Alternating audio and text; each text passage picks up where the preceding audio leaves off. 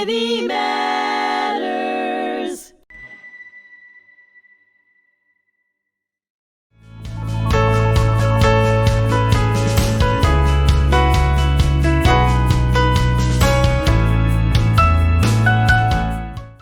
Hello, and thank you for joining me today on HMTV.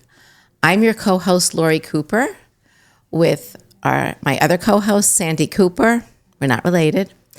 And we are going to be speaking to you today about our Holocaust-education program called The Choices We Make Define Us, Learning and Looking at Hate Through the Lens of the Holocaust. Well, that's a mouthful right there. It certainly is. Can we Sandi. start by telling everybody why we came up with this title, even though it is a mouthful? Yeah, I think it's really important. I think that we felt that though there were a lot of words, that it really captured the essence of what we feel is important, particularly the choices. Right, and we got pushback on the word choices. We really did. Because people say that the word choice is overrated or overused. But when you're teaching kids in early grades, and we go from kindergarten to 8th grade, choices is a powerful thing for them. And so I think I'm glad we stuck by our guns. Me too, because it is empowering. Yeah. And I think that in just choosing that title, we modeled Yes, absolutely. that we can make the And we didn't choices listen to that feel anybody else. right for us. Right? And then the second half was an interesting piece because the second half says exploring hate through the lens of the Holocaust. Yes. And my recollection is that it was important that we keep the word Holocaust in there, not because we only teach Holocaust, but it's through the lens of a well-documented event in history that shows what hate looks like when it's gone unchecked, that became the tool for saying to the kids, okay, you have choices. Let's look at what choices people made that we know people made in challenging times. And it's really important, though, to point out that though it is through the lens of the Holocaust, it's not only about anti-Semitism. No, not at all. Yeah, it's a much broader message, right? Yeah. So when I kind of take this title and I break it into 3 parts, right? And we've talked about this. So the first piece is the choices. And I kind of throw that ball to you because you start very early in the early grades and help kids understand how empowering choices are, even when it's as simple as in first grade, a feeling that you have when you see something. Right. And that they can really trust their feelings and they can work through their feelings. And so they start out in kindergarten by just trying to learn how to identify who they are and that they might be different than their friends or even other family members and that they can respect who they are, and then we move it that circle a little larger, into their family. Who is their family? Right. And how does their family acknowledge and represent their family values that could be very similar to another family who has the same values, but they have another way of celebrating them or acknowledging them. And it's as important to see the similarities as the differences. And then they look at their community, and they start to see that's where the empowerment comes from. Right. So, but we also, as teachers in that classroom, are dealing with the fact that we're helping them understand the power of their choices and the responsibility that they have, their individual responsibility. Yes. Individual being a tough word because we know that kids get a lot of what they know and feel in the way they act from the home.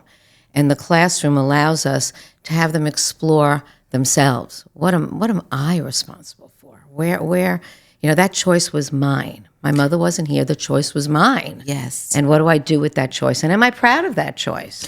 And that at a very young age, they can start taking responsibility for the things they see that are the seeds of hate. Right. And that's what we teach them, is how to identify those seeds. So if they're on the playground and their friend falls and everybody else runs away because they want to keep playing, even just that act of going over to them and saying, "Are you okay? Yeah. Should I get the teacher?" Yeah, Do you and need how help? empowering. You know, you see it, like right as a teacher, you see it in their face, the Yeah. power that they feel in doing something good, that feels inherently good Yes. to them. And we don't really ever give kids the chance to own that responsibility and to own that empowerment. And so I love when we talk to the kids and say, you have a superpower. I mean, Superman had superpowers. That's right. You do too. Your superpower is the ability to make choices. And even if the choice you make today is not the choice you're happy with, the next day you make a better choice. We keep growing from That's our right. experiences. Yes, and we teach them to evaluate their choices, you know? And so, sometimes it's hard because maybe they, one of the reasons that I think it's so important to start so early is that, if they go through kindergarten, first grade, second grade, and we don't start them till like fourth grade, they've already created maybe some habits of choice that they could have chosen differently for had they been educated early.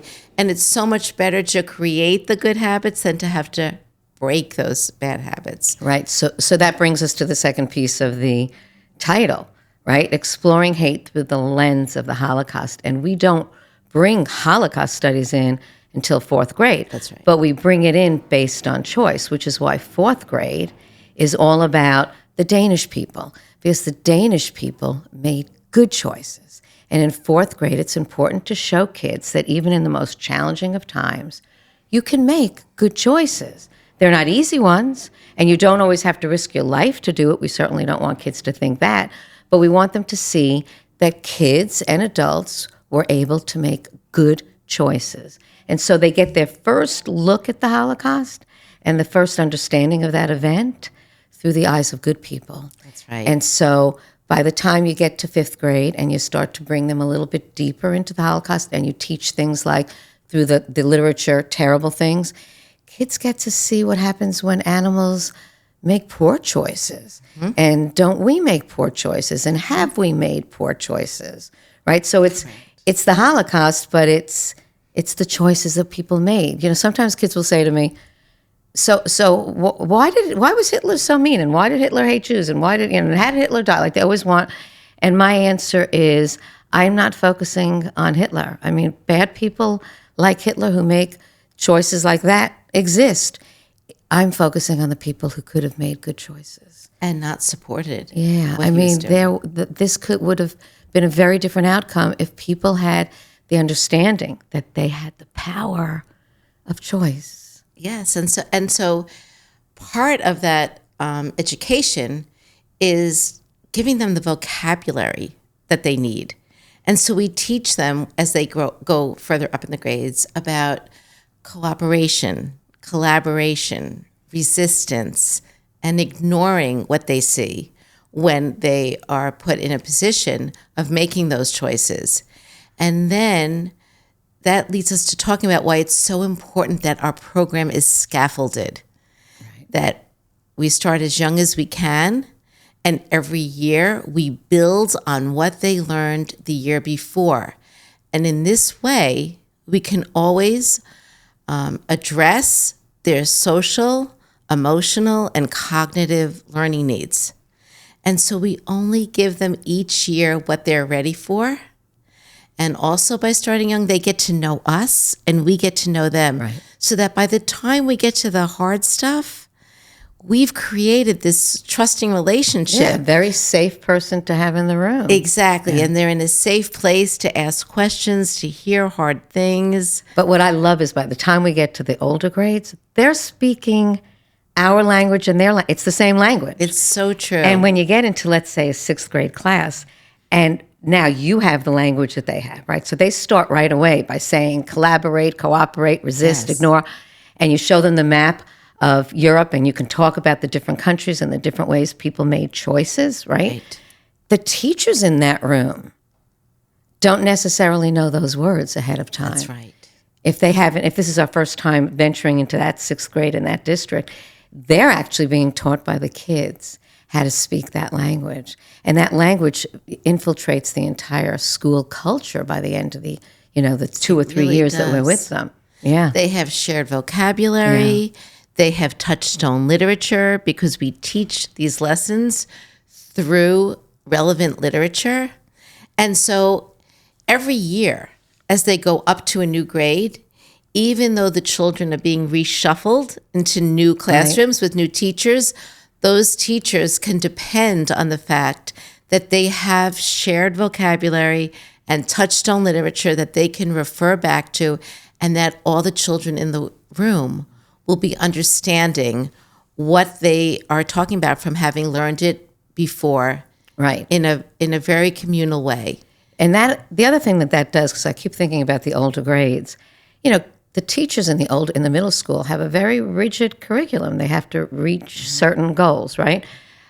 What makes this whole curriculum that we've developed work is because we bring it to the grade level and they can filter it through.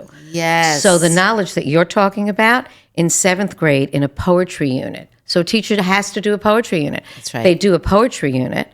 Then they take the poetry from Theresienstadt, from kids that were 12 years old in Theresienstadt.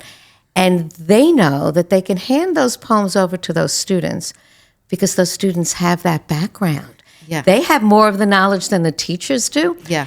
And then they mesh that with the knowledge they learned about analyzing a poem. I'm so glad you raised that because it's so important to us that this program is not a one and done. Right, absolutely. That we don't just go in for a couple of days and then, okay, check that off, that we work with teachers to help them, integrate it into various aspects of their curriculum that occur all throughout the school year so that the kids are always referring back to these important lessons. And it becomes really, more integrated into who they are. And I think another thing that we've found, Sandi, that we really love is that not only do the teachers learn alongside the children, but the parents do too. Yeah. Because if they have their kids coming home, and particularly even if they have kids at different grade levels, these conversations are coming up at the dinner table.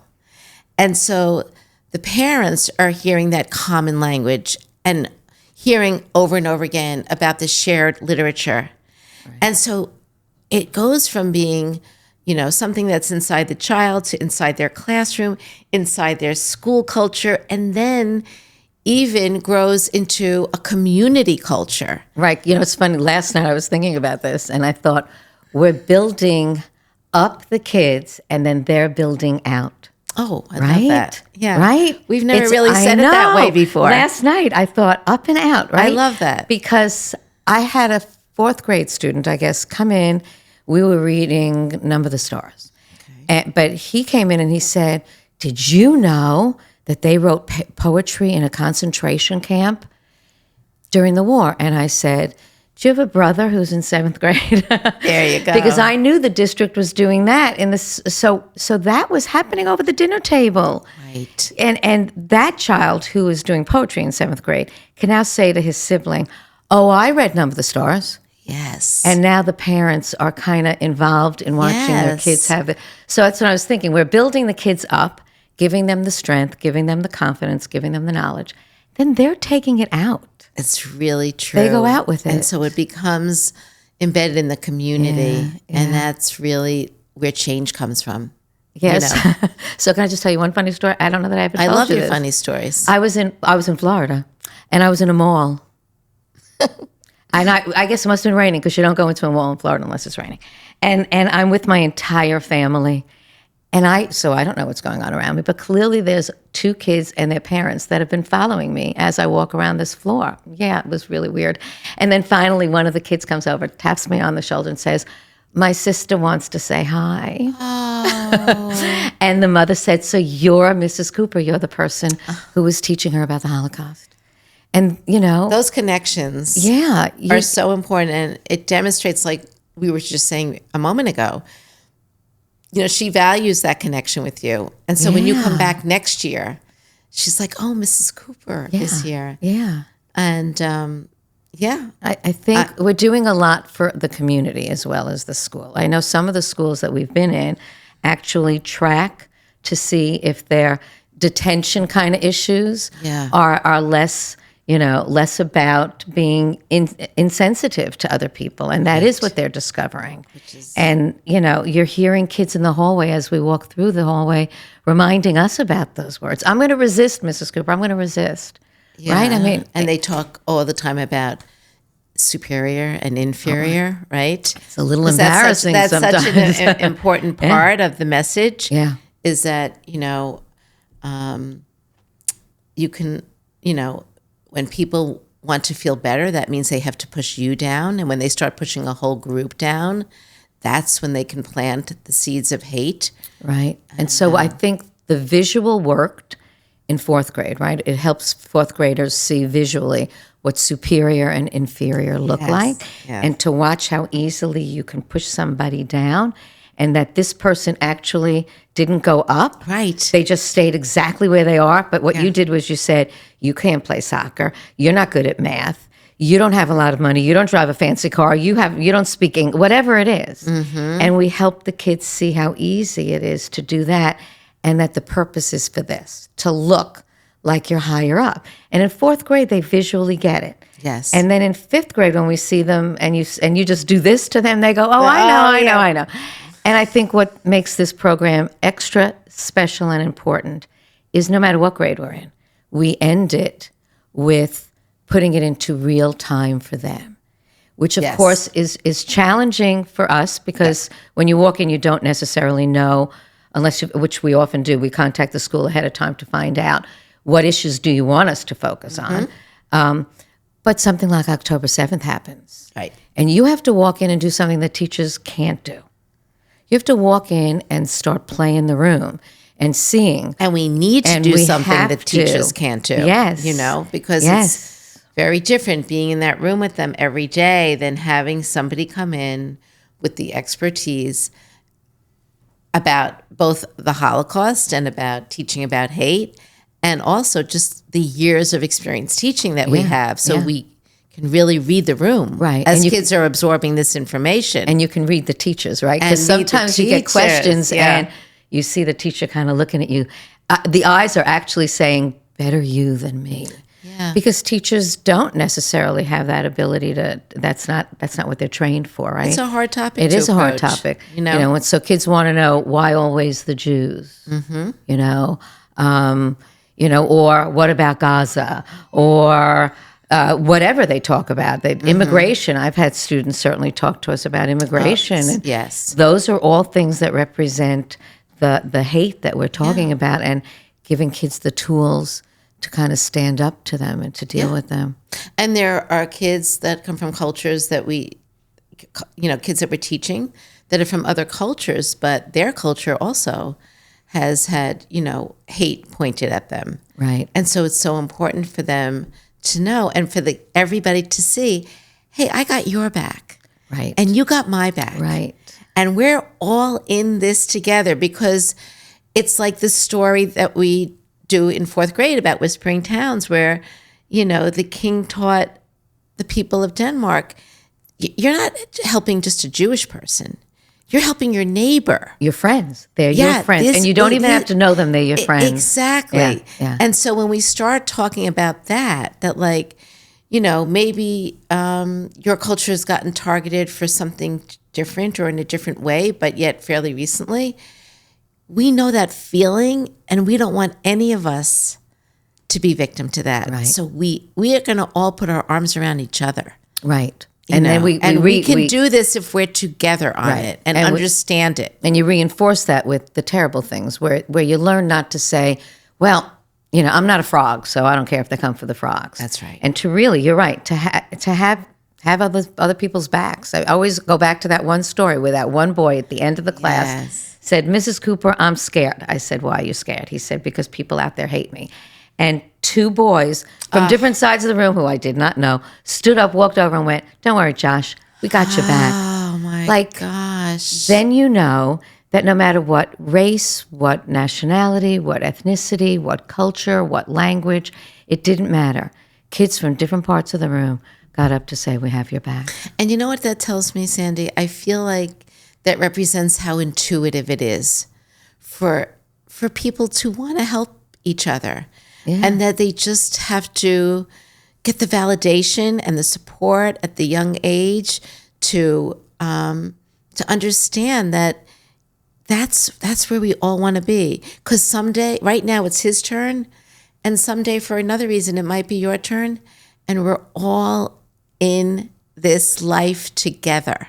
Right. You know? But it's the kids. But the kids, they have the right intuition. Yeah, they do. And They so do. they just need to know, in case they've heard or seen differently, that no, it's okay. Your intuitive choice Is your is superpower. your superpower, and go with it. Absolutely. And they love it. And they shine when they do it. Yes. Like there's no hesitation and they shine. They get immediate feedback from that superpower.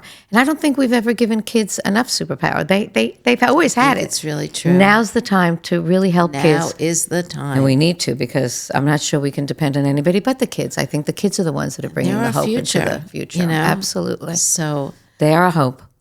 And Yeah. we've got it. And someday we should read those cards, because We are going to read read those. those cards. We should come back and read those cards. we will come back, because so what Sandy's talking about is that we've received thank you notes. Thank you. From Tons and kids. tons of thank you notes. We get so many of them. And the message in them reveals so much about what learning about hate and how they can be one of the people who stands up against it means to them.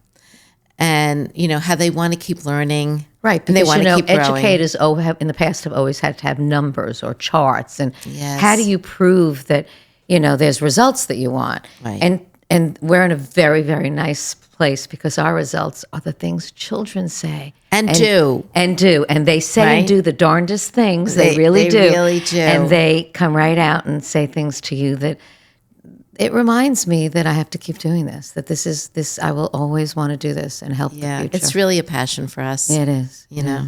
It's great working with you, by the way. Yeah, I love it too. Okay, so I think we thank you so much for tuning into this episode of The Choices We Make Define Us, and exploring hate through the lens of the Holocaust on HMTV. Sandy and I loved sharing our program with you. And We'll be back. Yeah, we'll be back. So please come back to hear the next episode and hear about the things that the children say in response to learning from the program, The Choices We Make Define Us.